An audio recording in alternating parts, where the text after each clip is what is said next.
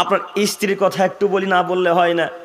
আপনার বাচ্চা সন্তানটা আজকে বয়স 1.5 বছর, তো 1.5 বছর আপনার স্ত্রী কাজকর্ম করবে, তো আপনার ছেলেটা এত কান্নাকাটি করছে, চুপানো যায় না। তখন আপনার স্ত্রী বলছে, বেটা এলাও বেটা, শফিকের ভিডিও দেখো, বেটা দেখো। শফিককে চেনেন না মনে হয়? চেনেন কি? তুমি চিনো? হ্যাঁ, ইও চিনে শফিককে। ও বলছে ভাইরাল। মা যদি বলে বেটাকে যে বেটা শফিকের ভিডিও দেখো বেটা, তাহলে ওই বেটা সুসন্তান হবে না কুসন্তান হবে? জি, সুসন্তান হবে না? ও একেবারে কুসন্তানে পরিণত হবে। ও জানছে যে কিভাবে শফিক চলছে, কিভাবে মহিলাদের সাথে কথা বলছে, কিভাবে চুল কাটছে, কিভাবে ড্রেস প্যান্ট পরছে, এভাবে সব দেখে তখন বেটা মাকে বলছে আম্মু এই ড্রেসটা এই পোশাক চাই। আর মুসলমানের বাচ্চা মুসলমান কিভাবে শফিককে সমর্থন করতে পারে? কারোর মাথা থেকে বুদ্ধি নাই। আপনি কিভাবে শফিককে সমর্থন করছেন? শফিক যা আল্লাহ নবীকে অপমান করছে আপনি দেখতে পান না? শফিক আল্লাহকে অপমান করে ডাইরেক্ট। আপনাদের এই ছেলেটা শফিক নামের এই কুসন্তান ঘৃণা নোংরা ছেলে আল্লাহ রসুলকে অপমান করে, আল্লাহকে অপমান করে, অথচ আপনারা কিভাবে তাকে সমর্থন করতে পারেন? আমি তো কিছুই বুঝতে পারি না কিভাবে সমর্থন করেন। একটু আপনাকে দেখাই আব্দুল করিম ভাই কিভাবে শফিক আল্লাহকে অপমান করলো, কিভাবে শফিক আল্লাহ রসুলকে অপমান করলো, একটু বুঝিয়ে বলেন। জি, বুঝিয়ে বলার জন্য আপনাদের এই উত্তর দিনাজপুরে এসেছি। একটু আমার দিকে তাকান। আল্লাহর নবী আর আব্দুল্লাহ ইবনে ওমর দুজনে রাস্তা দিয়ে চলছিলেন। রাস্তাতে যেতে যেতে যেতে যেতে যেতে যেতে যেতে কোনো এক অলি গলিতে, আরবের গলি থেকে গানের শব্দ ভেসে আসলো। তো যেমনই গানের শব্দ ভেসে আসা, তেমনি মোহাম্মদ সাল্লাল্লাহু আলাইহি সাল্লাম দুই কানে এই দুই হাতের আঙুলকে ভরে নিলেন। দ্রুত রাস্তা থেকে দৌড়ে সরে গিয়ে আব্দুল্লাহ ইবনে ওমরকে বলছেন, আব্দুল্লাহ হাল তাসমাউ শাইয়া, তুমি কি গান বাজনা শব্দ শুনতে পাচ্ছ? আব্দুল্লাহ হাল তাসমাউ শাইয়া, তুমি কি গান বাজনা শব্দ শুনতে পাচ্ছ? তখন আব্দুল্লাহ ইবনে ওমর রাদিয়াল্লাহু তাআলা আনহু আরবি ভাষায় বললেন, লা, জি না আল্লাহ নবী, গান বাজনা শব্দ শুনতে পাচ্ছি না। যখন এই বাক্য আব্দুল্লাহ ইবনে ওমর বললেন, ফারাফা ইসবাহি মিন উজনাইহি, তখন মুহাম্মদ সাল্লাল্লাহু আলাইহি সাল্লাম দুই কান থেকে দুই হাতের আঙুলকে বের করে নিলেন। বলেন তো গান বাজনা হালাল না হারাম? হারাম। তো শফিকের ভিডিওতে সবই কি কোরআন তেলাওয়াত চলে? আপনিও দেখেন, আপনার ছেলেও দেখে, আপনার ছোট সন্তান, শিশু কন্যা সন্তানও দেখে। কি মনে করেন নিজেকে? এই শফিক কি তাহলে আল্লাহ রসুলকে অপমান করলো না? এই শফিকের দল, শফিকের টিমকে আল্লাহকে অপমান করলো না? তারপরে শফিকের সমর্থন করেন মানে? শফিকের চ্যানেলে এইভাবে লাত মারতে হবে, লাথি মেরে বলতে হবে তোমার মুখে লাথি মারি, তোমার মুখে লাথি মারি, তোমার মুখে লাথি মারি। জিন্দেগিতে আমরা যতদিন উত্তর দিনাজপুরে বেঁচে থাকবো ততদিন পর্যন্ত তোমাদের ভিডিও তো দেখা বহু দূরের কথা, চ্যানেলে হাত দেবো না ইনশাল্লাহ। পারবেন না বলতে? পারবেন না ইনশাল্লাহ? ইনশাল্লাহ বলে আজকে চ্যানেল সাবস্ক্রাইব করা ছিল, আজকে আনসাবস্ক্রাইব করতে হবে। পারবেন ইনশাল্লাহ? আর এই যে বাচ্চা শিশু ছেলে মেয়েরা যখন কান্নাকাটি করবে তখন তাদেরকে বলবেন, আব্বু আব্দুল বাড়ির ভিডিও দেখো বেটা। আব্দুল বাড়িকে চেনেন কি? আব্দুল বাড়ির ভিডিও দেখেছেন না? আব্দুল বাড়ি, এ তো আব্দুল বাড়ি হে তো আচ্ছা বাচ্চা হে বলে না উর্দুতে, বাংলাতেও ভার্সন বেরিয়েছে। এই ভিডিও দেখেন, আপনার ছেলে দোয়া শিখবে, এই ছেলে আপনার কিভাবে সালাম দিতে হয়, মায়ের সম্মান কিভাবে করা লাগে, বাপ আব্বুকে কিভাবে কথা বলতে হয়, আপার সাথে কিভাবে কথা বলতে হয়, গ্রামের মানুষের সাথে কিভাবে কথাবার্তা বলতে হয়, এই ভিডিও দেখেন। এটাও কার্টুন। আপনার ছেলে কার্টুন দেখতে ভালোবাসে, আপনার ছেলে শফিকে দেখতে ভালোবাসে, কিন্তু আপনার ছেলেকে একজন আব্দুল বাড়ির ভিডিও দেখাতে পারলেন না, একদিনও আপনি ইসলামিক ভিডিও দেখাতে পারলেন না। ওই যে কত সুন্দর সুন্দর ঘটনা হাজারো ইউটিউবাররা পেস্ট করে, হাজার ইউটিউবাররা ওই পোস্ট করে, একবারও দেখার সুযোগ করলেন না কেন? যেমনই ছেলে মেয়ে কাজে তখনই বলছেন ব্যাটালে ফেসবুক খুলে দেয়, গান বাজনা দেখ। আপনার ছেলে মেয়েকে বলছেন রিলস দেখ, ভিডিও দেখ। এই যাবতীয় দেখে আপনার ছেলে মেয়ে একেবারে নোংরা নীতিতে চলে যাচ্ছে। যখন তাদের বয়স 12-13 বছর হচ্ছে তখন তার হাতে একটা ফোন কিনে দেওয়া লাগছে। যে কথা মনে ভুল হচ্ছে না? যখনই তার বয়স 13 বছর তখন তাকে একটা ফোন কিনে দেওয়া লাগছে, তখন ছেলেটা একেবারে নষ্টের দিকে চলে গেছে। সম্মানিত মুরব্বী সাহেব, আপনাকে আমি কি দিয়ে বুঝাবো? শফিকের ভিডিও কখনো আজ থেকে দেখবো না ইনশাল্লাহ, ইনশাল্লাহ, ইনশাল্লাহ। এই যাবতীয় আরো অনেক নাম আছে, হয়তো আমাদের জানা নেই। এই যাবতীয় যত ভিডিওতে আল্লাহ এবং তার রাসূলকে অপমান করা হয়, এই যাবতীয় কোনো ভিডিও আজকে থেকে দেখবো না ইনশাল্লাহ। ইনশাল্লাহ। আল্লাহ তুমি আমাদের সকলকে এর প্রতি আমল করা তৌফিক দান করো, সকলে বলি আমিন। সম্মানিত তিনি ভাই, বলছিলাম যদি আপনি মুসলিম জাতিকে বাঁচাতে চান, যদি নিজে বাঁচতে চান, তাহলে যে কোনো মূল্যে ইহুদিদের পণ্যতে আপনাকে লাথি মারা লাগবে। ইহুদিদের পণ্য মানে ইহুদিদের গ্রাম থেকে, ইহুদিদের দেশ থেকে যে যাবতীয় জিনিস আসে আমাদের দেশে, এই যাবতীয় জিনিস আপনাকে ক্রয় করা থেকে বিরত থাকতে হবে। আব্দুল করিম ভাই, কি কি ইহুদিদের তৈরি একটু বলবেন কি? হ্যাঁ, এবার আপনাকে বলছি, কোকোকোলা, স্প্রাইট, ওই ডাব শ্যাম্পু চেনেন কি? ডাব সাবান, ক্লিনিক প্লাস, আর কি যেন আছে গো, আমুল দুধটা মনে ওদের তৈরি না? আমুলটা ওদের তৈরি কি? আমুলটা ইন্ডিয়ান প্রোডাক্ট মনে হয়। তো এ যাবতীয় তাদের অনেক প্রোডাক্ট আমাদের ইন্ডিয়াতে আছে, এ যাবতীয় অনেক প্রোডাক্ট আমাদের ইন্ডিয়াতে আছে। হ্যাঁ, তার মধ্যে আর একটা বিসলেরি পানি খান না, ট্রেন যখন বাস জানে কোথাও জানতেন বিসলেরি পানি বিক্রয় হয় না? কিনলে পানি বিক্রয় হয় না? বিসলেরি কিনলে এই যাবতীয় সব তাদের ফ্যাক্টরি থেকে হয়ে আসে। এই যাবতীয় যত জিনিসপত্র আছে এর মুখে লাথি মারতে পারবেন যেদিন, সেদিন আপনি আপনার জাতিকে রক্ষা করতে পারবেন ইনশাল্লাহ। বড় দুঃখের বিষয়, এই বাচ্চা ছেলে যেটা শুয়ে আছে, ওই যে বাচ্চা ছেলেটাকে দেখেন, ওর থেকেও ছোট ছোট বাচ্চা ছেলেগুলো দৌড়ে চলে যাচ্ছে, পিছন থেকে গুলি মেরে, রাইফেল দিয়ে গুলি মেরে এপার ওপর ঝাঁঝরা করে দেওয়া হচ্ছে। তারা ইহুদির বাচ্চা। তাদের অন্তরে মুসলিমদের জন্য এতটুকু মায়া মহব্বত কাজ করে না, তাদের অন্তরে এতটুকু মায়া মহব্বত মুসলিমদের জন্য কাজ করে না। এত বড় বাচ্চা শিশুকে কিভাবে হত্যা করতে পারে, গুলি মেরে, রাইফেল দিয়ে কিভাবে, তালোয়ার দিয়ে কেটে ফেলে দিতে পারে, তারা ইহুদি। আর আপনি সেই ইহুদিকে সম্মান করেন, সেই জাতিকে সম্মান করেন, আপনি বলছেন তারাই ভালো, তারাই ধনী মানুষ। তো তারা ধনী হবে না? তারা যে সব সময় পড়ালেখা করে, আর আপনার ছেলের বয়স যখনই 12-13 বছর তখন তাকে চায়ের দোকানে লাগিয়ে দিচ্ছেন, নাহলে তাকে রাজমিস্ত্রি পাঠিয়ে দিচ্ছেন কেরালাতে। যে কথা বলছে কি, যদি পৃথিবী দখল করতে চান, একটা আমার দিকে তাকান, গোটা পৃথিবীতে যদি রাজ করতে চান তাহলে বিদ্যা অর্জন করা লাগবে। বিদ্যা ছাড়া কোনো জাতিকে ধ্বংস করতে পারবেন না আপনি। জ্ঞান ছাড়া কোনো মানুষকে আপনি ধ্বংস করতে পারবেন না। যদি কোনো জাতিকে ধ্বংস করতে চান তাহলে তাদের বিদ্যাকে আগে কেটে নেন, তাদের বিদ্যাকে আগে মিটিয়ে দেন, তাই জাতি এমনি ধ্বংস হয়ে যাবে। আর এই বিদ্যা ইহুদি খ্রিস্টানদের এত বেশি, এই বিদ্যা ইহুদিদের এত বেশি, জ্ঞান ইহুদিদের এত বেশি, গোটা দুনিয়াকে ইহুদিরা কাজ করে ফেলে দিয়েছে একেবারে, গোটা দুনিয়াকে। অল্প সংখ্যক ইহুদি, তারপরে গোটা দুনিয়াতে তারা রাজ করে। কেন? বিদ্যার কারণে। আপনি আশ্চর্য হবেন, তারা এত পড়াশোনা করে, তারা এত পড়াশোনা করে, বাথরুমে যাবে তবু বই নিয়ে হাতে, প্লেনে উঠবে তবু বই নিয়ে হাতে, ট্রাকে যাবে তবু হাতে বই আছে, আপনার সাথে কথা বলবে তবু বই পৃষ্ঠা হাতের খোলায় আছে। এইভাবে তারা জ্ঞান অর্জন করে। তারা এই জ্ঞান দিয়ে পরমাণু বোমা তৈরি করে, এই জ্ঞান দিয়ে তারা চাকু, তলোয়ার, বোম, পিস্তল তৈরি করে। তখন এই যাবতীয় জিনিস দিয়ে আপনাদেরকে, আমাদের মতো মুসলমানদেরকে হত্যা করে, আর আপনি তাকে সমর্থন করেন কিভাবে?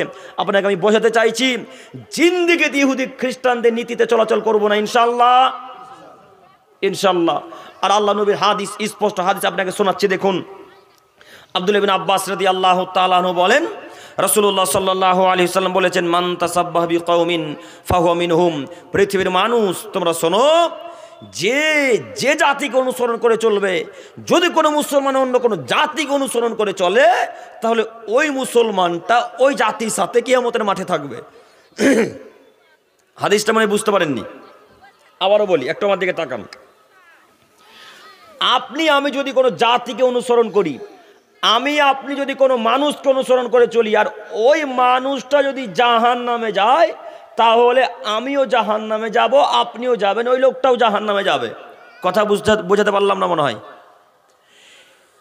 যে যাকে অনুসরণ করে চলবে। এখন আপনি যদি মুহাম্মদ সাল্লাল্লাহু আলাইহি সাল্লামকে অনুসরণ করে চলেন, তো মুহাম্মদ সাল্লাল্লাহু আলাইহি সাল্লাম কোথায় যাবে? কোথায় যাবে? জান্নাতে। তো এখন মুহাম্মদ সাল্লাল্লাহু আলাইহি সাল্লামকে যত মানুষ অনুসরণ করে চলবে, তারা কোথায় যাবে? জান্নাতে। তো আল্লাহ রসুল এটাই জাতিকে বোঝাতে চাইছেন যে মান তাসাব্বাহা বিকওমিন ফাহুয়া মিনহুম। তোমাদের মধ্যে যদি কোনো মানুষ কোনো জাতিকে মেনে নেয়, তাহলে ওই জাতি যাবে যেখানে, যে মেনে নেবে সেও যাবে ওখানে। তো ইহুদি খ্রিস্টানরা সবাই মনে হয় জান্নাতুল ফেরদাউসে যাবে। যে ইহুদি খ্রিস্টান জান্নাতুল ফেরদাউসে যাবে, কোথায় যাবে তাহলে? জাহান্নামে যাবে। তো ইহুদি খ্রিস্টানদেরকে এখন যারা মেনে নিয়েছে এরা এখন কোথায় যাবে? জাহান্নামে যাবে। যাবে তো জাহান্নামে? যাবে তো? এবার আপনাকে বলছি, দেখেন আপনার ছেলের মাফলারটা খোলেন তো দেখি। আপনার ছেলের মাথার চুল কাটা আছে একদিকে আর চুল আছে একদিকে নাই। এ নীতিটা মনে হয় মোহাম্মদ সাল্লাল্লাহু আলাইহি সাল্লামের, তাই না? কার নীতি? ইহুদি খ্রিস্টানদের নীতি। তো আপনার ছেলে ওইভাবে চুল কেটে আছে, আপনার লজ্জা হয় না?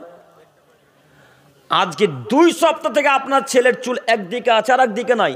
এই চুল আপনার বাড়িতে 2 সপ্তাহ থেকে আছে মানে বলতে পারেন আব্দুর রহমান খ্রিস্টানদের মতো চুল কেটে যাবে, বেটা দাঁত ভেঙে দেবো একেবারে। যাও টাকলা হয়ে এসে চুল সোজা করে কেটে এসে তো দাঁত ভেঙে দেবো, বলতে পারলেন না? কিসের বাপ আপনি? কিসের বাপ? কিসের পিতা? কেন বাপ হয়েছেন আপনি? বলতে পারেন না বেটা এইভাবে চুল কাটলে জাহান্নামে যাওয়া লাগবে? বেটা যাও তুমি মোহাম্মদ সাল্লাল্লাহু আলাইহি ওয়াসাল্লামের নীতিতে চুল কেটে এসো, তুমি সাহাবায়ে কেরামদের নীতিতে চুল কেটে এসো। বেটা এইভাবে চুল কাটা যাবে না। কই একদিনও বলতে পারলেন না? আশ্চর্যের ব্যাপার, ওই চুল 14 দিন ধরে আপনাদের বাড়িতে থাকে। ওই চুল আমাদের বাড়িতে 14 দিন তো বহু দূরের কথা, 14 সেকেন্ড থাকার সময় পাই না। এক মেরেতে দাঁত 32টা খুলে দেবো যদি ওইভাবে কেউ চুল কেটে আসে। কই বলতে পারলেন না? বেটা ইহুদিদের নীতি এটা, খ্রিস্টানদের নীতি, হিন্দুদের নীতি, এগুলো অমুসলিমদের নীতি আব্বু। অতএব এইভাবে চুল কেটো না বেটা। যাও বেটা সুন্দর করে রাসূলের পদ্ধতিতে চুল কেটে এসো, সাহাবায়ে কেরামদের পদ্ধতিতে চুল কেটেছো বেটা। এই নীতি বাতিল করো বেটা। বলতে পারলেন না কেন? কেন বলতে পারলেন না? আপনি আবার নিজেকে বাপ দাবি করেন। কিসের বাপ আপনি? আমরা বুঝতে পারি না। আরও একটা কথা বলি, দেখি আপনার ব্রেন খুলে কিনা। একটু আপনার আমার দিকে তাকান। কার কার বাড়িতে সিরিয়াল চলে টিভিতে? হাত তোলেন তো একটু দেখি।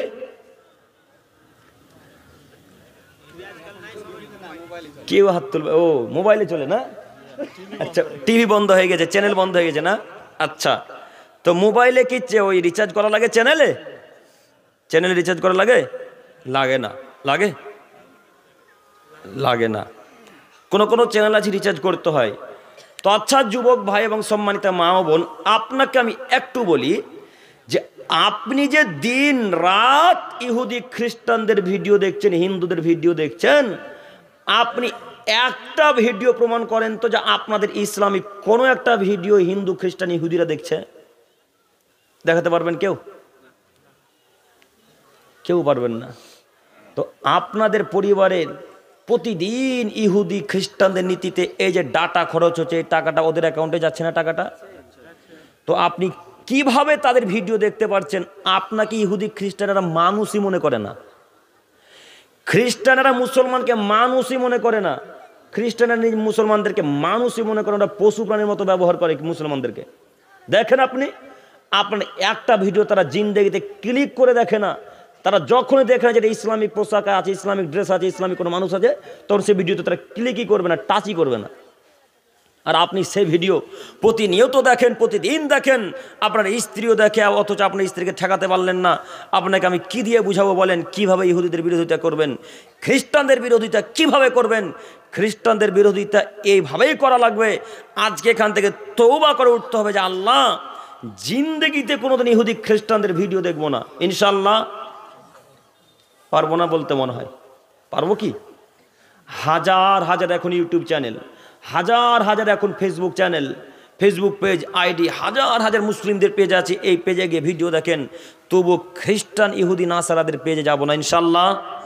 ইনশাল্লাহ আপনাকে আমি অনুরোধ করে বলছি, যদি আপনি মুসলিম জাতির উপকার করতে চান তাহলে আগে তাদের নীতিকে বর্জন করা লাগবে, তারপরে জান্নাত হবে ইনশাল্লাহ।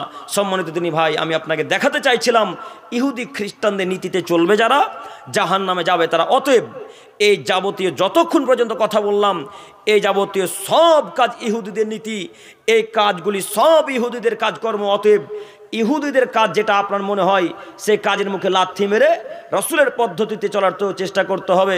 আজকে থেকে আমরা সবাই রসুলের পদ্ধতিতে চলবো ইনশাল্লাহ। ইনশাল্লাহ আল্লাহ তুমি আমি সহ আমাদের সকলকে কবুল করো, সকলে বলি আমিন। সম্মানিত তিনি ভাই, আমি বলতে চাইছি এইবার ধৈর্য।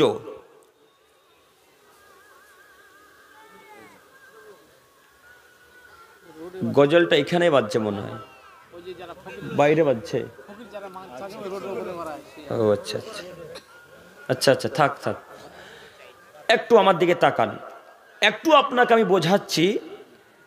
যে জীবনে যদি সফলতা অর্জন করতে চান তাহলে আপনাকে ধৈর্য ধারণ করা লাগবে। একটু আমার দিকে তাকান, বিশেষ করে যে যুবক ভাইরা পড়াশোনা করছেন তাদের উদ্দেশ্যে খুব জরুরি গুরুত্বপূর্ণ কথা, এবং যারা ব্যবসায়ী মানুষ তাদের উদ্দেশ্যে খুব জরুরি গুরুত্বপূর্ণ কথা, একটু মনোযোগ সহকারে শ্রবণ করেন। যদি কোনো কাজে সফলতা অর্জন করতে চান তাহলে আপনাকে খুব বড় ধৈর্যশীল মানুষ হওয়া লাগবে, খুব বড় ধৈর্যশীল মানুষ হওয়া লাগবে। যদি আপনি জীবনে বড় ব্যবসায়ী হতে চান তাহলে আপনাকে বড় ধৈর্যশীল হওয়া লাগবে। যদি আপনি জীবনে বড় আলেম হতে চান, খুব দামি নামি আলেম যদি হতে চান তাহলে আপনাকে ধৈর্যশীল হওয়া লাগবে। ধৈর্য আছে যার, সেই ধৈর্য দামি মানুষ, ধৈর্য নেই যার, তাকে আল্লাহ তাআলা কিছুই প্রদান করেননি। বুখারী মুসলিম। আল্লাহ নবী বলছেন, যাকে ধৈর্য প্রদান করা হয়েছে তাকে পৃথিবীর সব থেকে বড় কল্যাণ প্রশস্ত উপহার দেওয়া হয়েছে। সহিহ মুসলিম ও মিসকাতের হাদিস। যাকে ধৈর্য প্রদান করেছেন আল্লাহ তাআলা তাকে পৃথিবীর সব থেকে প্রশস্ত উপহার, সব থেকে দামি উপহার দেওয়া হয়েছে বলে আল্লাহ নবী মুসলিম ও মিসকাতের হাদিসে বর্ণনা করেছেন। সম্মানিত দিনী ভাই, একটু আমি আপনাকে বলি, ধৈর্য বিষয়টি অতীব জটিল ও কঠিন। ধৈর্য বিষয়টি অতীব জটিল ও কঠিন। ধৈর্য ধারণ যে আমরা কেউই করতে পারি না। ধৈর্য ধারণ করা খুবই যে অসম্ভব, খুবই যে কঠিন কাজ। একটু আপনাকে দেখাচ্ছি, দেখুন ধৈর্য ধারণ করা কত কঠিন। আপনার ভাই আপনাকে 2-3 থাপ্পড় মেরে দিয়েছে, তো আপনার ভাই আপনার থেকে একটু শক্তিশালী মানুষ, গায়ে হাতে মোটা বডি বিল্ডার মানুষ, আপনি জীর্ণশীর্ণ পাতলা মানুষ, তো আপনাকে 2-3 থাপ্পড় লাগিয়ে দিয়েছে। তখন গ্রামের মোড়লকে আর সবাইকে ডেকে নিয়ে এসে আপনি আপনার ভাইয়ের বিচার চাইছেন, কিন্তু আপনার ভাইয়ের অনেক সম্পদ আছে, টাকা আছে, ও পার্টির সাথে যুক্ত, ওর পাওয়ার আছে। তখন গ্রামের কোনো চেয়ারম্যান, কোনো সভাপতি, কোনো সর্দার কেউ তার বিচার করতে পারল না। এরপরে কেস করতে চলে গেছেন থানাতে। থানাতে কেস করেও তাকে শাস্তি দিতে পারলেন না, তাকে জেলে ভরতে পারলেন না। এই সব ঝামেলা মিটমাট করার পর যখন কোনো রকমভাবে তাকে শাস্তি দিতে পারলেন না, তখন তৃতীয় ব্যাপারে এবার আল্লাহকে বলছেন, আল্লাহ আমার ভাইয়ের উপর তো কোনো পদক্ষেপ নিতে পারলাম না, কেউ তো তাকে শাস্তি দিতে পারলো না, তো আল্লাহ আমি তোমার উপর ধৈর্য ধারণ করলাম। এটা ধৈর্য ধারণ হলো? আপনি সারা গ্রামের মানুষকে ডেকে নিয়ে তাকে অপমান করার চেষ্টা করলেন, পারলেন না। পুলিশকে দিয়ে অপমান করার চেষ্টা করলেন, তবু পারলেন না। তৃতীয়বার আল্লাহকে বলছেন, আল্লাহ এত কিছু করে তো পারলাম না, তা আল্লাহ তোমার উপর ছেড়ে দিলাম, আল্লাহ তুমি এর বিচার করো। এটা ধৈর্য হলো? এটা ধৈর্য হলো না। ধৈর্য তো তখনই হতো যখন আপনার ভাই আপনাকে 2 থাপ্পড় লাগিয়ে দিয়েছে, তখন হাত দুটোকে নিচে করে, মুখকে নিচু দিকে করে নিজের ঘরে এসে এক পর্যায়ে আল্লাহকে বলেন, আল্লাহ তুমি বড় দয়াবান, তুমি বড় ক্ষমাবান, তুমি বড় রহমান। আল্লাহ তোমার কাছে ভিক্ষা চেয়ে বলি, মাবুদ এই বিচার কোনো সভাপতিকে দেব না, এই বিচার কোনো ক্যাশিয়ারকে দেব না, এই বিচার কোনো আলেম ওলামার কাছে নিয়ে যাব না। আল্লাহ বিচার আমি তোমাকে ছুড়ে দিলাম, আল্লাহ হিসাব তুমি করিও। এটা হলো ধৈর্য। এটা হলো ধৈর্য। সব রকম পদক্ষেপ নিয়ে যখন কোনো কিছু করতে পারলেন না, তখন আল্লাহকে বলছেন, আল্লাহ ধৈর্য ধারণ করলাম। এটা ধৈর্য নয়। তাই আপনাকে বলছি ধৈর্য ধারণ করা অতীব কঠিন। তাই আল্লাহ নবী বলছেন, আসসাবরু ইনদা সদমাতিল উলা। পৃথিবীর মানুষ তোমরা শোনো, ধৈর্য হলো প্রথম অক্তেই, ধৈর্য হলো প্রথম অক্তেই। তাই শতদিন বক্তব্যের মাঝে বলা আছে, কেউ যদি 2 থাপ্পড় লাগিয়ে দেয় তো তাকে না থাপ্পড় মারার চেষ্টা করে বাড়ি ফিরে চলে আসেন, বাঁচার পথ আছে ইনশাল্লাহ, বাঁচার পথ আছে। আর কেউ যদি আপনাকে সালা বলে দেয় তো বহুনু বলে চায়ের দোকান থেকে পালিয়ে আসবেন, তাকে দ্বিতীয়বার সালা বলার চেষ্টা করবেন না। কেন বলেন তো দেখি? কেন বলেন তো দেখি? এখন যদি ওকে পাল্টা সালা বলতে চান, তাহলে ও আপনাকে সালা বলার কারণে আপনার আমলনামাতে ফেরেশতারা যত নেকি লিখেছিল, আপনি যেমনই তাকে আবার দ্বিতীয়বার সালা বললেন, এই সব নেকি এখন ফেরেশতারা কি করবেন? কথা বলেন, কেটে দিবেন। তাহলে সালা বলে লাভ হলো? কোনো লাভ হলো না। তাই শতদিন বক্তব্যের মাঝে বলা আছে, কেউ যদি সালা বলে তো বহুনু বলে পাল্টা ফেরত চলে আসেন, বাঁচার পথ আছে ইনশাল্লাহ কিয়ামতের মাঠে। সম্মানিত দিনী ভাই, এখন আপনার নীতি, শরীরে যে ক্ষমতা আছে, বলছে বেটা আমাকে 1 থাপ্পড় মেরেছে, আমাকে সালা বলে তোকে ছেড়ে দেবো? ওর গোষ্ঠীকে কানা করে দেবো একেবারে, বলে না? তখন আপনি লেংটি মেরে মারতে শুরু করলেন। এটা ধৈর্য নয়, এটা ধৈর্য নয়। আপনি ধৈর্য তখনই ধারণ করবেন আল্লাহর উপরে, আল্লাহ তুমি বিচার করো। এই বাক্য বলে চলে আসতে বলে বাঁচার পথ আছে। সম্মানিত তিনি ভাই, আপনাকে দেখাচ্ছি শক্তিশালী সেই লোকটা নয়। আমার দিকে তাকান, একটু বিরক্ত বোধ করছেন? একটু আমার দিকে তাকান। সম্মানিত তিনি ভাই, আবু হুরায়রা রাদিয়াল্লাহু তাআলা আনহু থেকে বর্ণিত, তিনি বলেন রাসূলুল্লাহ সাল্লাল্লাহু আলাইহি ওয়াসাল্লাম বলেছেন, লাইসা সাদিদু বিসুরা ইন্নামাস সাদিদুল্লাযী ইয়ামলিকু নাফসাহু ইনদাল গাদাব। পৃথিবীর মানুষ, তোমরা শোনো, তোমাদের মধ্যে ওই ব্যক্তি শক্তিশালী নয় যে তার প্রতিপক্ষকে একেবারে তুলে এইভাবে আছাড়া দিয়ে দিতে পারলো, ওই লোকটা শক্তিশালী নয়। বরং শক্তিশালী তো ওই যে রাগের অবস্থায় নিজেকে কন্ট্রোল করে নিতে পারলো, নিয়ন্ত্রণ করে নিতে পারলো, সেই বেশি শক্তিশালী। একটু বুখারী মুসলিম আপনাকে একটু বুঝাই আমি ব্যাখ্যা করে, একটু আমার দিকে তাকান। একটা লোক আপনাকে 2-3 থাপ্পড় মারার সাথে সাথে গালিও দিয়েছে খুব, এখন ওই লোকটার চাইতে আপনি শক্তিশালী মানুষ, তো একে রাগ করে 2 আছাড় 3 আছাড় মেরে তার গুষ্টি কানা করে দিলেন একেবারে। এখন আপনি নিজেকে খুব শক্তিশালী মনে করছেন। আচ্ছা বলেন তো, রাসূলের পদ্ধতিতে, রাসূলের ভাষা থেকে এই লোকটা শক্তিশালী? এই লোকটা শক্তিশালী নয়। আল্লাহর নবী বলছেন, রাগের অবস্থাতে যখন নিজেকে কন্ট্রোল করে নিতে পারে, রাগের অবস্থায় নিজেকে যে কন্ট্রোল করে নিতে পারলো, সেই পৃথিবীর সব থেকে বড় শক্তিশালী, সেই পৃথিবীর সব থেকে ধৈর্যশীল মানুষ, সেই পৃথিবীর সব থেকে শক্তিশালী মানুষ।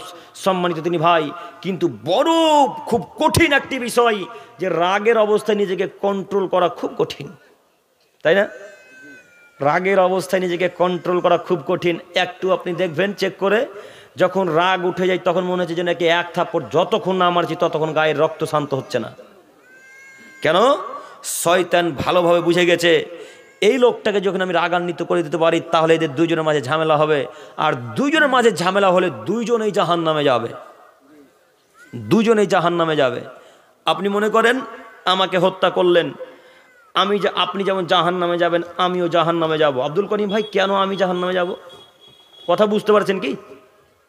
কথা বুঝতে পেরেছেন? আপনাকে আমি হত্যা করলাম, কথার কথা, তো হত্যা করার কারণে আমি যাব জাহান্নামে, আপনি কেন যাবেন? বুখারী মুসলিম, আল্লাহ নবী বলছেন দুজনেই জাহান্নামে যাবে। তো আপনি জাহান্নামে কেন যাবেন? আল্লাহ নবী বলছেন ওই লোকটা যদি সুযোগ একটু পেত তো একে একবার মারার চেষ্টা করত, তাই এই কারণে দুজনেই জাহান্নামে যাবে। আপনাকে এবার বলতে চাইছি, শক্তি রেখে তাহলে কোনো লাভ হলো? জিম ঘরে গিয়ে জিম করে কোনো লাভ হলো? এই জিমের কোনো দাম নেই, মূল্য নেই। ফজরে তো সলাতে আদায় করে না, তো জিমের কী লাভ? জিম করে কী লাভ? শরীর যতই শক্তিশালী হোক না কেন, ফেরেশতারা যদি একবার হাত হুরপেটা করে তাহলে মাটির সাথে একবারে মিশে যাবেন, আপনি যতই বডি বিল্ডার মানুষ হন না কেন। জিম করে কোনো লাভ নেই, জিম করে কোনো লাভ নেই, শরীরকে শক্তিশালী করে কোনো লাভ নেই। যদি ফজরের সলাত আদায় না করেন, আসরের সলাত আদায় যদি না করেন, তাহলে জিমের কোনো লাভ নেই। একটু আমাকে বোতলটা দেন তো, একটু দেন।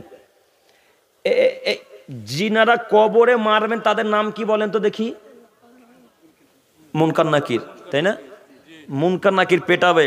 তো আল্লাহর নবী বলছেন যে মুনকার নাকিরের কাছে একটা হাতুড় আছে, মিত্রাক। মিত্রাক মানে ছোট হাতুড়। যারা চেয়ার তৈরি করে, কাঠের চেয়ার, যারা খাট ফার্নিচার তৈরি করে, তাদের কাছে দেখবেন এত বড় হাতুড় আছে, তাই না? ওটাকে মিত্রাক বলা হয়। এই মিত্রাক হাতুড়টা মুনকার নাকিরদের কাছে থাকবে।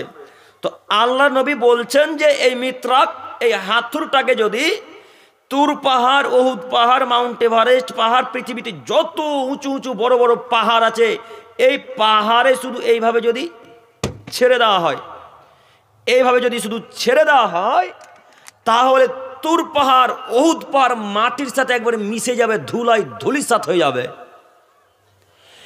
এত উঁচু মাউন্ট এভারেস্ট পাহাড় যদি ধুলার সাথে মিশে যায়, এত লম্বা পাহাড় তুর পাহাড় যদি ধুলার সাথে মিশে যায়, তাহলে মানুষের শরীরে যখন এইভাবে বাড়ি পড়বে তখন সে কি জীবিত থাকবে না মাটির সাথে মিশে যাবে? মাটির সাথে মিশে যাবে। আল্লাহ নবী বলছেন যতবার এই লোকটাকে হাতুড় দিয়ে পেটানো হবে ততবার এই লোকটা মাটির সাথে মিশে যাবে, আবার আল্লাহ জীবিত করবেন, আবার হাতুড় দিয়ে পেটাবেন, আবার লোকটা মাটির সাথে মিশে যাবেন, আবার আল্লাহ জীবিত করবেন ইলা ইয়াউমিল কিয়ামা। এইভাবে আল্লাহ তাকে কিয়ামত পর্যন্ত শাস্তি দিতে থাকবেন। বলেন মুরব্বী সাহেব, আপনাকে আমি কি দিয়ে বুঝাবো কবরের শাস্তি কত কঠিন? এইভাবে পেটাবে মুনকার নাকির তাদেরকে, যারা রাগের অবস্থায় মানুষকে হত্যা করে, যারা এমনিতে ইসলামকে না মেনে মানুষকে হত্যা করে, যারা এমনিতে স্ত্রীর উপর অত্যাচার করে, তাদেরকে এইভাবে ফেরেশতারা পেটাবে, এইভাবে মারবে। শুনুন, রাগের অবস্থায় স্ত্রীকে গালি দেওয়া খুব সহজ, কিন্তু রাগ যখন মিটে যাবে স্ত্রীর কাছে ক্ষমা চাওয়া খুব কঠিন, তাই না? রাগের অবস্থায় আপনার চাচাকে খুব গালি দিয়েছেন, অকথ্য ভাষায় গালিগুলোজ করেছেন, 2-3 দিন পর রাগ যখন মিটেছে তখন মনে মনে বলছেন, আচ্ছা চাচাকে গালটা দিয়ে ভুলই করেছি, চাচাকে গাল দিয়ে ভুলই করেছি। তখন আপনি মনে মনে বলছেন যে কি করে ক্ষমা চাওয়া যায়, কি করে ক্ষমা চাওয়া যায়। এই অবস্থাতে আপনার মনে হচ্ছে যে এখন যদি কেউ মাথা কেটে ফেলে দেয় তবু ক্ষমা কিন্তু চাইব না। কেন বলেন তো? ক্ষমা চাওয়া অতীব জটিল একটা বিষয়। মনে হচ্ছে যেন যত অপমান এখন আমাকেই করা হচ্ছে, তাই না? এই জন্য মানুষ ক্ষমা চাইতে পারে না, ভুল স্বীকার করতে পারে না। আর আল্লাহ তাআলা বলছেন কুল্লু বানি আদম খাত্তা ওয়া খায়রুল খাত্তাইনা তাওয়াবুন। পৃথিবীর মানুষ শোনো, সব থেকে ভালো মানুষ ওই যে বারবার পাপ করলো আর আমার কাছে ভিক্ষা চাইলো, যে পাপ করলো আর আমার কাছে ভিক্ষা চাইলো, সেই লোকটা পৃথিবীর সব থেকে উত্তম দামি মানুষ। কেন ক্ষমা চাইতে লজ্জা করবেন? কেন ক্ষমা চাইতে লজ্জাবোধ করবেন, দ্বিধাবোধ করবেন? চাচার সাথে কথাবার্তা কাটাকাটি হতেই পারে, আব্বুর সাথে কাটাকাটির কথাবার্তা হয়ে যেতেই পারে। আব্বুর সাথে বিশেষ করে যদি কথা কাটাকাটি হয়, সকালে হলে আর বিকেল করবেন না, তার পরে পরে আব্বার হাত পা ধরে ভিক্ষা চাইবেন। এই অবস্থাতে যদি মারা যান তাহলে জাহান্নাম নিশ্চিত যেতে হবে, জাহান্নাম নিশ্চিত যেতে হবে, জাহান্নাম নিশ্চিত যাওয়া লাগবে। কেন? আল্লাহ নবী বলছেন সালাসাতুন কদ হারামাল্লাহু আলাইহিমাল জান্নাহ। 3 শ্রেণীর মানুষের উপর আল্লাহ জান্নাতকে হারাম করে দিয়েছেন। 3 শ্রেণীর মানুষের উপর আল্লাহ জান্নাতকে হারাম করে দিয়েছেন। এক, আকুন, পিতামাতার অবাধ্যকারী ছেলে মেয়ের উপর জান্নাত হারাম। সম্মানিত মুরব্বী সাহেব, সম্মানিত তিনি ভাই, আপনাকে আমি কি দিয়ে বুঝাই? আপনি আপনার বউয়ের কারণে আপনার আব্বুকে গালি দিয়েছেন, আপনি আপনার স্ত্রীর জন্যে আপনার মাকে অকথ্য ভাষায় কথাবার্তা বলে গালিগুলো দিয়ে দিদির বাড়িতে হাঁকিয়ে দিয়েছেন। এখন ক্ষমা নেন তো দেখি, এখন ক্ষমা নেন তো দেখি। যে ছেলেটা মাকে গালি দিয়ে, আব্বুকে গালি দিয়ে বড় ভাইয়ের বাড়িতে, দিদির বাড়িতে পাঠিয়ে দিয়েছে, এই ছেলেটা যদি এখন তাহাজ্জুদ পড়ে তবুও জান্নাত হবে না, তবুও জান্নাত হবে না। জান্নাত লাভের সব থেকে বড় মাধ্যম হল পিতা মাতার সাথে ভালো আচরণ করা। আম্মু বেঁচে আছে মানে জান্নাত আপনি দেখতে পাচ্ছেন, বুঝেননি কথা? আম্মু পৃথিবীতে বেঁচে আছে মানে জান্নাত আপনি দেখতে পাচ্ছেন। আল্লাহর নবীকে একটা সাহাবী এসে বলছেন, আল্লাহর নবী আরাদ্দুল জিতুক আস্তা সিরুকা, আমি জিহাদে যাব, তো আপনি একটু পরামর্শ দেন তো কিভাবে ইহুদিদেরকে হত্যা করব, খ্রিস্টানদের সাথে কিভাবে লড়াই করব, চাকু তলোয়ার কিভাবে চালাবো, আল্লাহ নবী একটু আমাকে প্রশিক্ষণ দেন, একটু আমাকে শিক্ষা দেন। তখন প্রথম বাক্যে আল্লাহ রসুল তাকে প্রশ্ন করে বলছেন, আল্লাহ কামিন উম্মি, তোমার কি বাড়িতে মা আছে? তখন ওই লোকটা আরবি বাক্যে বলছেন, নাম, জি হ্যাঁ আল্লাহ নবী, বাড়িতে আমার মা আছে। তখন আল্লাহ নবী বলছেন, যাও বাড়ি ফেরত যাও, তোমাকে জিহাদ করে জান্নাত কিনা লাগবে না, তুমি তোমার মায়ের সেবা যত্ন করে জান্নাতকে কিনে নাও। কথা বুঝেননি? তার মানে মা যদি বেঁচে থাকে তো জিহাদ করা লাগে না। মায়ের সাথে ভালো আচরণ করলে জিহাদের চাইতে বেশি উত্তম নেকি পাওয়া যায়, বড় নেকি পাওয়া যায়, জান্নাতের হকদার হওয়া যায়। অতএব আমি আমার প্রিয় দিনী ভাইদের উদ্দেশ্যে বলি, হে আমার প্রিয় দিনী ভাইয়েরা, আপনারা কখনোই অন্তত পিতামাতাকে অকথ্য ভাষায় জোর গলায় ধমক দিয়ে কথা বলবেন না ইনশাল্লাহ। যদি অজান্তে হয়ে গিয়ে থাকে তাহলে আজকেই ঘুমানোর পূর্বে আব্বু আম্মুর হাত ধরে ভিক্ষা চাইবেন। পারবেন না? মনে হয় পারবেন না। যদি লজ্জা লাগে ডাইরেক্ট ভিক্ষা চাইতে, তাহলে ফোনে ভিক্ষা চাইবেন। ফোনে ভিক্ষা চাইতে একটু কম লজ্জা লাগে, তাই না? ডাইরেক্ট একটা মানুষের সাথে কথোপকথন বলতে যত লজ্জা লাগে, ফোনে তত লজ্জা লাগে না। কথা বোঝেননি মনে হয়। তাই আপনাকে অনুরোধ করে বলছি, যদি ডাইরেক্ট আব্বু আম্মুর কাছে ভিক্ষা চাইতে লজ্জা লাগে, তাহলে আব্বু আম্মুকে ফোন করে বলেন, আব্বু সেদিন আপনাকে এই ভাষায় কথা বলেছেন, আপনি আমাকে ক্ষমা করেন। এ বাক্য বলে মরার চেষ্টা করো যুবক, জান্নাত হবে ইনশাল্লাহ, জান্নাত হবে। আর যদি এ বাক্য না বলে মারা যাও, পিতা মাতা যদি অসন্তুষ্ট থাকে তোমার উপর, তোমার তাহাজ্জুদ, তোমার হজ, তোমার যাকাত, তোমার 5 ওয়াক্ত সালাত কোনো কাজে আসবে না, এরা জাহান্নামে যাবে। রাসূল সাল্লাল্লাহু আলাইহি ওয়াসাল্লামের হাদিস। সম্মানিত তিনি ভাই, আমি যেটা আপনাকে দেখাতে চাচ্ছিলাম যে রাগ যদি হয়ে যায় তো নিজেকে কন্ট্রোল করবেন কিভাবে, কিভাবে কন্ট্রোল করবেন একটু আপনাকে দেখাই। রাগ যখনই উঠে যাবে সঙ্গে সঙ্গে আউযু বিল্লাহি মিনাশ শাইতানির রাজিম পাঠ করবেন। কি পাঠ করবেন? আউযু বিল্লাহি মিনাশ শাইতানির রাজিম পাঠ করবেন। রাগ আশা করি কোন মিটে যাবে। কেন? এখন আপনাকে রাগাচ্ছে কিন্তু শয়তানে, এখন আপনাকে নিয়ন্ত্রণ করছে কে? শয়তান আপনাকে এখন নিয়ন্ত্রণ করছে। তাই আপনাকে আউযু বিল্লাহি মিনাশ শাইতানির রাজিম বলে আল্লাহকে বলতে, আল্লাহ আমার রাগ কমিয়ে দাও, আল্লাহ আমি এই শয়তানের কাছ থেকে তোমার কাছে নিরাপত্তা চাইছি, আল্লাহ আমি শয়তানের কাছ থেকে তোমার কাছে নিরাপত্তা চাইছি, শয়তানের এই কথাবার্তা থেকে আমি তোমার কাছে নিরাপত্তা চাইছি, আল্লাহ তুমি শয়তানকে আমার কাছ থেকে দূরে সরাও, দূরে হটাও, এইভাবে বলবেন। আর যদি সম্ভব হয় সঙ্গে সঙ্গে অজু করে 2 রাকাত সালাত আদায় করেন, দেখবেন সালাত আদায় করতে করতে রাগ কোন দিকে হারিয়ে গেছে ইনশাল্লাহ। যখন অত্যন্ত রাগ হয়ে যাবে তখন আপনি 2 রাকাত সালাত আদায় করেন। আর যদি সালাত আদায় করা সম্ভব না হয় তাহলে আপনি মাটির উপরে বসে যান, নয়তো শুয়ে যান। মাটির একটা ক্ষমতা আছে, মাটির একটা পাওয়ার আছে, মানুষের রাগকে কন্ট্রোল করে নিতে পারে, মানুষের রাগকে মিটিয়ে দিতে পারে। অতএব এই বাক্য মনে রেখে রাগকে কন্ট্রোল করার চেষ্টা করবেন। আল্লাহ যেন আমাদেরকে বুঝার তৌফিক দান করেন, সকলে বলি আমিন। সম্মানিত তিনি ভাই, বলছিলাম মহান আল্লাহ তাআলা বলেন, কুল মুহাম্মদ সাল্লাল্লাহু আলাইহি সাল্লাম, আপনি সারা পৃথিবীর মানুষকে বলেন, ইয়া ইবাদিয়াল্লাযীনা আমানু, হে আমার বিশ্বাসী বান্দাগণেরা, ইত্তাকু রাব্বাকুম, তোমরা তোমাদের প্রতিপালককে, তোমরা তোমাদের আল্লাহকে ভয় করো, লিল্লাযীনা আহসানু ফি হাদিহিদ দুনিয়া হাসানা, তোমরা যেই সৎকর্ম করবে সেই সৎকর্ম তোমরা আল্লাহর কাছে পাবে। আল্লাহ বলছেন তোমরা যতটুকু কর্ম করবে সেই কর্মটুকু আল্লাহর কাছে পাবে। ইন্নামা ইউওয়াফাস সাবিরুনা আজরাহুম বিগাইরি হিসাব, পৃথিবীর মানুষ তোমরা মনে রেখো, নিশ্চয় অবশ্যই অবশ্যই যারা ধৈর্যশীল মানুষ তাদেরকে আল্লাহ সুবহানাহু ওয়া তাআলা বেহিসাব পুরস্কার দিবেন, তাদেরকে আল্লাহ সুবহানাহু ওয়া তাআলা বেহিসাব পুরস্কার দিবেন। কত বড় যে পুরস্কার দিবেন আল্লাহ সুবহানাহু ওয়া তাআলা আপনাকে আমি বোঝাতে পারি না। তবে হয়তো পুরস্কার এমন হতে পারে জান্নাতুল ফেরদাউস, আল্লাহ তাআলা বলছেন লাহুম জান্নাতুল ফেরদাউসি নুজুলা, যারা এই কাজকর্ম করবে তাদেরকে আমি আল্লাহ তাআলা জান্নাতুল ফেরদাউস দেব, আমি এটা ওয়াদা করেছি। অতএব সম্মানিত তিনি ভাই, আল্লাহর সাথে সম্পর্ক রেখেই মৃত্যুবরণ করার চেষ্টা করতে হবে। আর আল্লাহর সাথে যদি সম্পর্ক না থাকে তাহলে আপনি যতই কাজকর্ম করেন, ভালো কাজকর্ম, জান্নাত হবে না। যতই কাজকর্ম করেন না কেন জান্নাত হবে না। সম্মানিত তিনি ভাই, আমি আপনাকে বারবার যেটা দেখাতে চাইছি সেটা হচ্ছে ধৈর্য। যে কোনো মূল্যে ধৈর্য ধারণ করেন। একটু আপনাকে একটা আয়াত বলে সামনের দিকে এগিয়ে যাবে, একটু আমার দিকে তাকান। আল্লাহ সুবহানাহু ওয়া তাআলা বলছেন, আল্লাযীনা সাবারু ইবতিগা ওয়াজহি রাব্বিহিম, পৃথিবীর মানুষ তোমাদের মধ্যে যারা আমাকে খুশি করার উদ্দেশ্যে ধৈর্য ধারণ করে, তোমাদের মধ্যে যারা আমাকে খুশি করার উদ্দেশ্যে ধৈর্য ধারণ করে, ও আকামুস সালাত, এবং যারা সালাত আদায় করে, ও আনফাকু মিম্মা রাযাকনাহুম সিররান ওয়া আলানিয়া, এবং যারা গোপনে এবং প্রকাশ্যে আমার রাস্তায় টাকা খরচ করে, উলাইকা লাহুম উকবাদ্দার, তাদের জন্য আমি আল্লাহ তাআলা জান্নাতে একটা ঘর প্রস্তুত করে রেখেছি। আল্লাহু আকবার। আয়াতের অর্থ মনে বুঝতে পারেননি মনে হয়।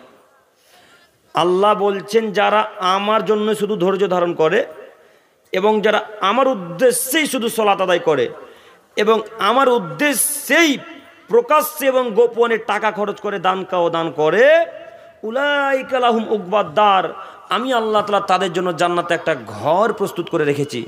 অত্র আয়াতের বিবরণ দ্বারা বোঝা যাচ্ছে যে যারা ধৈর্যশীল মানুষ, যারা ধৈর্য ধারণ করবে তাদের জন্য আল্লাহ তাআলা জান্নাতে একটা ঘরকে নির্মাণ করে রেখেছেন।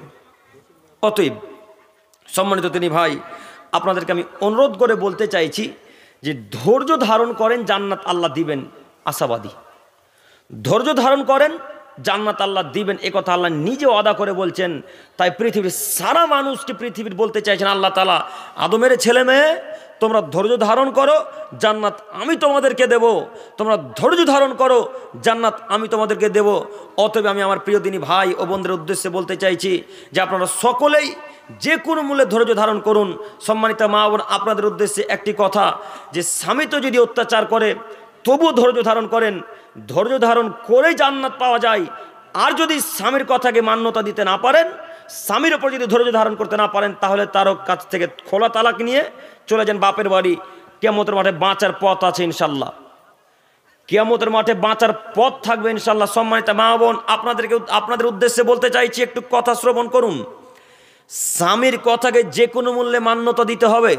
তাতে স্বামী মদখোর হোক, গাঁজাখোর হোক, হিরোইনখোর হোক, ভালো হোক, খারাপ হোক, দিন রাত যদি আপনাকে পেটাই, তবুও স্বামীর কথাই মানতে হবে যে কোনো মূল্যে। আব্দুল করিম ভাই, স্বামীর কথা মানতে পারি না, এখন কি করব? স্বামীর কথা যদি মানতে না পারেন তো আজকেই সকাল হতে খোলা তালাক নিয়ে বাপের বাড়ি চলে যান, বাঁচার পথ আছে। খোলা তালাক নিয়ে বাপের বাড়ি চলে যান, বাঁচার পথ আছে। আর যদি স্বামীর আন্ডারে থেকে স্বামীর কথা না শ্রবণ করেন, তাহাজ্জুদ, 5 ওয়াক্ত সালাত, দান, খায়রাত, হজ, কোন ইবাদত কাজে আসবে না। এই ইবাদত কোনো কাজে আসবে না। স্বামীর খুশিতে ইবাদত কবুল হয়। স্বামী যদি নারাজ থাকে তাহলে আল্লাহ তার উপর নারাজ থাকে। আল্লাহ নবী সাল্লাল্লাহু আলাইহি সাল্লাম বলছেন, কোন স্বামী যদি কোনো স্ত্রীর উপর রাগান্বিত থাকে তো আল্লাহ সুবহানাহু ওয়া তাআলা ততক্ষণ পর্যন্ত রাগান্বিত থাকে যতক্ষণ পর্যন্ত স্বামী ওই স্ত্রীর প্রতি খুশি না হয়। স্বামী যতক্ষণ খুশি না হবে ততক্ষণ পর্যন্ত আল্লাহ আপনার উপর খুশি হবে না। আর আল্লাহ যদি আপনার উপর খুশি না হয় তো আল্লাহ আপনাকে জান্নাত দিবে না। তাই অনুরোধ করে বলতে চাইছি, স্বামীকে ভালো লাগে না, খোলা তালাক নিয়ে বাড়ি চলে যান। আর যদি ভালো লাগে তো থাকেন, কথা যদি মানতে পারেন তো থাকেন।